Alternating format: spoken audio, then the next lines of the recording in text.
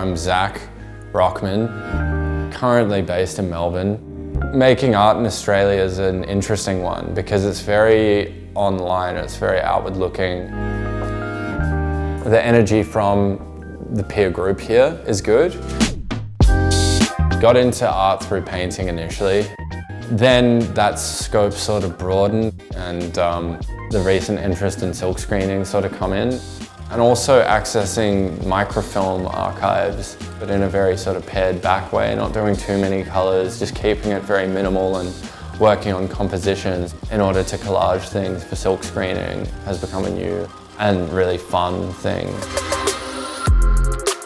It all does come from like existing source material because it's figurative painting, so a figurative image is a figurative image, and you know, it almost does pre-exist in a way. So essentially, I'd usually just shoot my source material on my iPhone. Like I literally got my friends to smoke a cigar in a bathtub for this painting.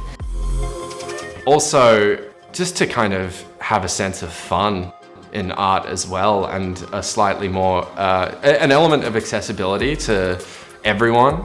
I don't want it to be insular and only just accessible to art audiences. I want people who, you know, people whose interests lie outside of art to gravitate towards it. There's one particular artist whose narrative arc I like to look at, the German painter Jörg Immendorf. He just sort of lent into being a debauched hedonist and tackled that sort of question of art for art's sake, that whole thing, the social function of art as well. Yeah, so I think the thing I've learned from art and then therefore I apply to life is that I have a romantic description of it. And then also to just sort of hit books as hard as you can and like look at contemporary art, I guess, mostly, because like the internet's just gonna fry your attention span and you're just gonna be inundated with just too much stuff. You know, select what you're into, have some finitude about you when you're looking at things. Often fast is better than technical proficiency because, I mean, that sounds kind of soulless, but I mean, we live in a very fast world, very fast paced, and relieving for you as well. Like I've spent half a year on one painting and it just burnt a hole in my psyche.